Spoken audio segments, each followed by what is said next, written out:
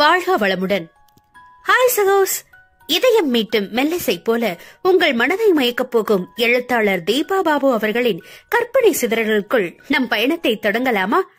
அத்தியாயம் 19. ஒருவேளை வினயா வேறு யாரையாவது காதலித்துக் கொண்டிருந்தால் நம்மை எப்படி ஏற்பாள்? சிந்தனையில் சந்தேகம் தோன்றியதுமே விஷ்ணுவின் மனம் அமைதியற்று அலைபாய ஆரம்பித்தது. எழுந்து அங்கும் இங்குமாக அறையின் குறுக்கே மாற்றி மாற்றி நடந்தவனுக்கு அவள் தனக்கில்லை என்பதை சற்றும் ஏற்றுக்கொள்ள முடியவில்லை. தன் பிடரியை அழுந்த தடவி கொண்டவன், அப்படி இருக்குமா என்ன என்று தீவிரமாக அவளுடனான நேரங்களை அக்கு வேறு ஆணி வேறாக ஆராய்ந்து பார்த்தான். இல்ல, அவ யாரையும் காதலிச்சிருக்க மாட்டா. அப்படி ஏற்கனவே காதல்ல விழுந்தவளா இருந்திருந்தா ஏன் என்னோட கை அவ கை மேல பட்டதும் அவளுக்கு அப்படி ஒரு அதிர்வும் தடுமாற்றமும் வந்தது? அதுவும் இல்லாம அவளை தனியா வெளியே கூட்டிட்டு போற முதல் ஆம்பளை நான் தாங்கிறதானே அவ கொஞ்சம் கூச்சத்தோட உட்கார்ந்திருந்தா. ஆம், அவள் வேறு யாரையும் காதலிக்கவில்லை. அன்று முதல் சந்திப்பின் பொழுது கூட நான் ஓடி போக மாட்டேன், நான் யாரையும் காதலிக்கவில்லை என்றுதானே சொன்னாள் என்கிற தெளிவு கிடைத்ததும் தான் நெஞ்சில் அமைதி ஏற்பட்டது. எதற்கும் நாட்களை வளர்த்தாமல் அவளிடம் நம் காதலை உடனே தெரிவிப்பதுதான் நல்லது. நான் சொன்னதும் அவளுடைய நிலைப்பாடு எப்படி இருக்கும்? என்னை ஏற்றுக்கொள்வாளா அல்லது மாட்டாளா? என்னை அவள் வேண்டாம் என்று மறுப்பதற்கு என்ன காரணம் இருக்கிறது என்ற கர்வம் தன்னையும் அறியாமல் அவனுக்குள் எழுந்தது. இன்றைய கல்யாண சந்தையில் ஒரு குறையுமற்ற நிறைவான வரன் நான். அழகான, வசதியான, நன்கு படித்த, வெற்றிகரமாக தொழிலை நடத்தும் இளைஞன் நான். இதைவிட ஒரு பெண் வேறு என்ன எதிர்பார்க்க போகிறாள்? அப்படியே குணம், பழக்க வழக்கம் என்றாலும் அதிலும் அவள் என்னிடம் ஒரு குற்றம் காண இயலாது. இவனுடைய நண்பர்களே இவனை கேலி செய்வர். ஒரு காக்டெயில் பார்ட்டி கூட வராம இப்படி டீ டோட்டலரா இருந்து நீ எதடா சாதிக்க போற என்பவர்களுக்கு அவன் கூறும் ஒரே பதில் இதுதான். என் மகன், என் அண்ணன், என் மச்சன, என் கணவன், என் அப்பான்னு என்னை சுத்தி இருக்கிறவங்க மனசுல என்னை பத்தி பெருமையா உணர வைப்ப. இதெல்லாம் தொட்டு என் அப்பா மாதிரி என்னோட உடல்நிலையை கெடுத்துக்குவேனாங்கிற கவலையை கொடுக்காம இவன் சரியா இருக்கான் அப்படிங்கிற நிம்மதியை கொடுப்ப என்று அலட்சியமாக பதிலளிப்பவன் அதை உறுதியாக கடைபிடித்தும் வருகிறான். இப்படியே நினைவின் போக்கில் எங்கெங்கோ சென்று கொண்டிருந்தவனுக்கு மெல்ல சுய உணர்வு வந்தது. சரி, இப்போ நம்ம காதல வினயா கிட்ட எப்போ எங்க சொல்றது? அதுக்கு அவளுடைய எதிர்வினை எப்படி இருக்கும் என்ற உதட்டை கடித்தான் விஷ்ணு. மறுநாள் காலை எத்தனை விரைவாக முடியுமோ அத்தனை விரைவாக யாருக்கும் உறுத்தல் தோன்றாதபடி சீக்கிரமாக அலுவலகத்திற்கு சென்று வினயாவின் வருகைக்காக ஆவலுடன் காத்திருந்தான் விஷ்ணு. சரியாக 8:50 தென்றலாய் உள்ளே நுழைந்தவள் காதல் கொண்ட அவள் கண்களுக்கு வெண்ணுலக தேவதையாக தெரிந்தாள். பிங்க் நிற சுடியில் தன் நீண்ட அடர்ந்த கூந்தலை கிளிப் ஒன்றில் அடக்கி அப்படியே முதுகின் புறம் மயில் தோகையாக விரித்து விட்டிருந்தாள். முகத்திற்கும் தனியாக எந்த ஒரு ஸ்பெஷல் ஒப்பனையும் கிடையாது. மெலிதான பவுடர் பூச்சில் சின்ன வட்ட வடிவ மெரூன் நிற ஸ்டிக்கர் திலகம் வைத்திருந்தாள். காதை ஒட்டினார் போல் தொங்கிய சின்ன ஜிமிக்கி தோடு, சங்கு கழுத்தை சுற்றி அலங்கரித்திருந்த மெலிதான குட்டி டாலர் செயின் என பார்க்கும் ஒவ்வொன்றும் அவன் கண்களுக்கு வெகு அழகாக தெரிந்தன. இவை அனைத்துமே இவளுக்காகவே என்று தயாரித்திருப்பார்களா? அல்லது இவள் போட்டிருப்பதால் இவையெல்லாம் இவ்வளவு அழகாக தெரிகிறதா? ஆகா, விட்டாள் இவளை பார்த்து இப்பொழுது ஒரு கவிதையே சொல்லிவிடுவேன் என்று தனக்குள் நகைத்தபடி அவளை ரசித்திருந்தவனை கலைத்தாள் வினயா. சார், குட் மார்னிங் என்று சத்தமாக கூறினாள். குட் மார்னிங் என்று வேகமாக நிமிர்ந்தமர்ந்தான் விஷ்ணு. என்ன சார், எதுவும் ப்ராப்ளமா என்று குழப்பமாக அவன் முகத்தை பார்த்தாள். ஆமா, என்னோட ப்ராப்ளமே நீதான் என்று மனதினுள் நினைத்தவள், அதெல்லாம் ஒண்ணுல்ல, ஏன் அப்படி கேக்குற என்று கேட்டான். இல்ல, சீக்கிரம் வந்துட்டீங்க, நான் விஷ் பண்றத கூட கவனிக்காம அவ்வளவு தீவிரமா யோசிச்சுட்டு இருக்கீங்க, அதான் கேட்டேன்.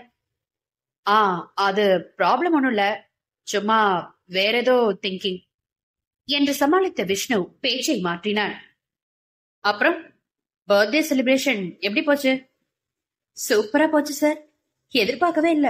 புது ட்ரெஸ் வாங்கி கொடுத்து கேக் கட் பண்ண வச்சு என் ஃப்ரெண்ட்ஸ் அசத்திட்டாங்க என்றாள் வினயா கண்கள் மின்ன மகிழ்ச்சியோடு. ஓ, அதான் இந்த ட்ரெஸ்ஸா? Looks nice. ஃப்ரெண்ட்ஸ் கிளம்பிட்டாங்களா? கிளம்பிட்டாங்க. நான் எந்த ஒர்க் ஃபாலோ பண்ணட்டும் சார்? நேத்து பெண்டிங் வச்சதா இல்ல வேற ஏதாவது முக்கியமான வேலை இருக்கா? வேற ஒர்க் இல்ல வினயா, நீ அதையே கண்டினியூ பண்ணு என்றவளை வேலையில் அமர்த்திவிட்டு இவன் நிம்மதியாக தன் இருக்கையில் சாய்ந்தமர்ந்து அவள் அறியாமல் அவளை ரசிக்க ஆரம்பித்தான். வினயாவோ தான் எடுத்துக்கொண்ட வேலையில் தீவிரமாக மூழ்கியிருந்து விஷ்ணுவிற்கு ரொம்பவே வசதி செய்து கொடுத்தாள். 2 நாட்கள் அப்படியே கடந்து சென்றுவிட இன்று எப்படியாவது அவளிடம் தன் மனதை தெரிவித்துவிட வேண்டும் என்று முடிவு செய்தான் விஷ்ணு. ஏனோ அந்த நிமிடங்களை நினைக்கும் பொழுதே மனது திக் திக் என்று அடித்துக் கொண்டது. மாலை அவள் வேலை முடிந்து கிளம்புகிற நேரத்தில், வினயா, ஹாஸ்டலுக்கு தானே போற? எனக்கும் உங்க வார்டன் கிட்ட கொஞ்சம் பேசணும், வா நானே கூட்டிட்டு போறேன் என்று கிளம்பி நின்றான் விஷ்ணு. இவளுக்கோ முதலில் தயக்கம் பிறந்தது. வேண்டா, பரவாயில்ல என்று சொல்ல நினைத்தாலும் அவன் கண்டிப்பாக அதற்கு ஒத்துக்கொள்ள மாட்டான் என்பது நன்றாகவே புரிந்தது. ஏன், நானும் அங்கதானே வரேன், அப்புறம் ஏன் என் கூட வரமாட்டேங்கிறான்னு கேட்டு டார்ச்சர் பண்ணுவான். அதுக்கு பெட்டர் கிளம்பிடலாம். சரி சார். சிறிது தூரம் சென்ற பின், இங்க ஒரு ஃபேமஸ் சிவன் கோயில் இருக்கு, நீ போயிருக்கியா வினயா என்று கேட்டான் விஷ்ணு. இல்ல சார். அப்போ கோயிலுக்கு போயிட்டு அப்புறம் ஹாஸ்டல் போலாமா? வினயாவிற்கு என்ன பதில் சொல்வதென்று புரியவில்லை. ஹாஸ்டல் க்ளோசிங் டைமுக்கு இன்னும் நிறையவே நேரம் இருந்தது. ஃப்ரெண்ட்ஸும் கிளம்பிட்டதா சொல்லியாச்சு, வேற எந்த சாக்கு சொல்ல முடியாதே. அப்படியே சொன்னாலும் ஆமா, அதுக்கும் ஏதாவது ஒரு பதில தயாரா வச்சிருப்பான். அவனிடம் வீணாக விவாதம் செய்வதற்கு பதில் பேசாமல் சிறிது நேரம் சுவாமியையாவது தரிசித்து விட்டு போகலாம் என்று பெருமூச்செறிந்தாள். சரி சார், போலாம். வினயாவின் பதிலை கேட்டதும் விஷ்ணுவிற்கு உற்சாகம் பொங்கியது. இப்படியே சொல்றதுக்கெல்லாம் சரி சரின்னு தலையாற்றாளே, அப்படியே நான் காதுல சொன்ன பின்னாடியும் இதே மாதிரி இவ சரின்னு சொன்னா எப்படி இருக்கும் என்று கற்பனையில் அதை எண்ணி பார்த்தவனுக்கு சிரிப்பு பேரிட்டு கிளம்பியது. அதை கஷ்டப்பட்டு முகத்தில் தெரியாத வண்ணம் மறைத்து கொண்டான் அவன். கோவிலில் அவ்வளவாக கூட்டமில்லை. காரை ஓரமாக பார்க் செய்துவிட்டு இருவரும் உள்ளே சென்றனர். சிவனை தரிசித்துவிட்டு முறையே பிள்ளையார், முருகன், அம்மன் என்று தரிசித்து முடித்து யாரும் இல்லாத தனிமையான இடம் பார்த்து அமர்ந்தனர். தன்னிடம் எதையும் பேச முயலாமல் சுற்றிலும் வேடிக்கை பார்த்து கொண்டிருந்த வினயாவை சில நிமிடங்கள் ஆசையாக பார்த்திருந்து விட்டு பேச்சை ஆரம்பித்தான் விஷ்ணு. உன்னோட ஃபியூச்சர் பிளான் என்ன வினயா? ஆ என்று அவனிடம் திரும்பியவள், நான் தான் ஏற்கனவே சொன்னனே சார், அப்படிலாம் எதுவும் இல்ல என்று உதட்டை பிதுக்கினாள். அது எப்படி வினயா? அட்லீஸ்ட் மேரேஜ் பத்தி கூட எந்த டெசிஷன் எடுக்கலையா? மேரேஜ் பத்தி யோசிக்க என்ன இருக்கு சார்?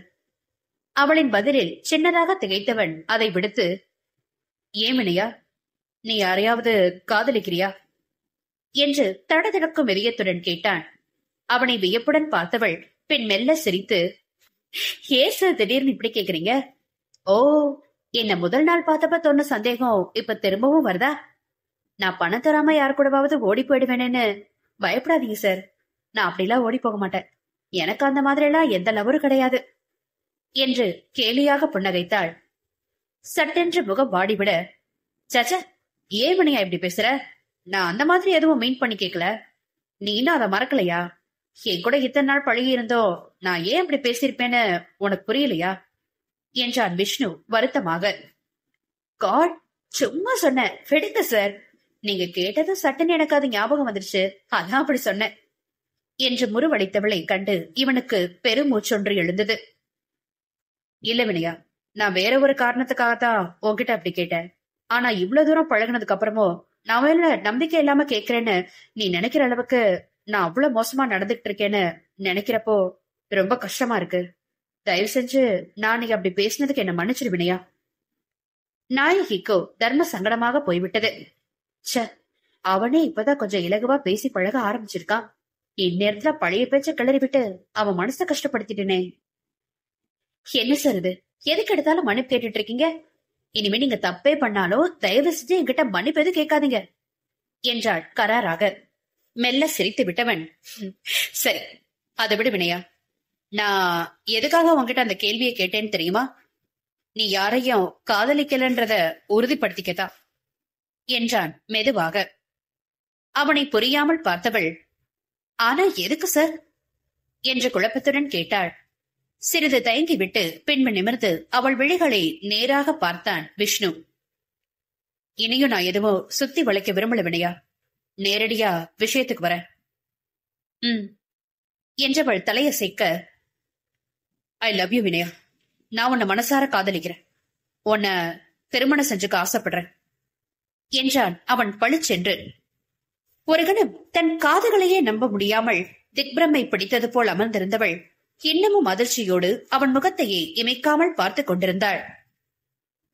உனக்கு நான் சொல்றது ரொம்ப அதிர்ச்சியா இருக்கலாம், ஏன் நம்ப முடியாமல் இருக்கலாம். ஆனா இதான் உண்மை. உன்னை என் மனசு நேசிக்குது. எனக்கே என்ன புரிஞ்ச உடனே கொஞ்சம் ஆச்சரியமா தான் இருந்தது. நான்லாம் காதலிப்பேன்னு கனவுல கூட நினைச்சதில்ல. ஏன்னா எனக்கு காதல்ல பெருசா நம்பிக்கை இல்ல. உன்னை அந்த மாதிரி எண்ணத்தோட நான் பார்த்ததும் இல்ல. ஆனா எனக்கு எப்படி உன் மேல காதல் வந்துச்சுன்றது இன்னைக்கு வரைக்கும் புரியாத புதிரா இருக்கு. உன் பிறந்த நாள் அன்னைக்கு உன்னை பஸ் ஸ்டாப்ல விட்டுட்டு கிளம்புனதுக்கு அப்புறம் தான் என் மனசோட தாக்கமே எனக்கு புரிஞ்சுது. அது எப்படி ஒரு அரை மணி நேரத்துல காதல் வந்துரும்னு நானே பயங்கர திகைப்புல தான் இருந்தேன். பட் ஒண்ணு மட்டும் என்னால உறுதியா சொல்ல முடியும் வினயா. உன்னை தவிர வேற எந்த பொண்ணையும் என்னால மனைவியா ஏத்துக்க முடியாது. என் அப்பா அம்மாவும் காதலை எதிர்க்கிறவங்க இல்ல. கண்டிப்பா உன்னை அவங்க மருமகளா ஏத்துக்குவாங்க. எனக்கு இப்ப தெரிய வேண்டியது ஒன்னே ஒண்ணுதான். உன்னோட முடிவு என்ன என்று கேட்டாள் விஷ்ணு. எதுவும் பேச தோன்றாமல் அமைதியாக அமர்ந்திருந்தாள் வினயா. நட்புகள் எல்லாரும் நம்ம சேனலை மறக்காம சப்ஸ்கிரைப் பண்ணுங்க. கதையை கேளுங்க, லைக் பண்ணுங்க, கமெண்ட் பண்ணுங்க, பிடிச்சவங்க ஷேர் பண்ணுங்க. நன்றி.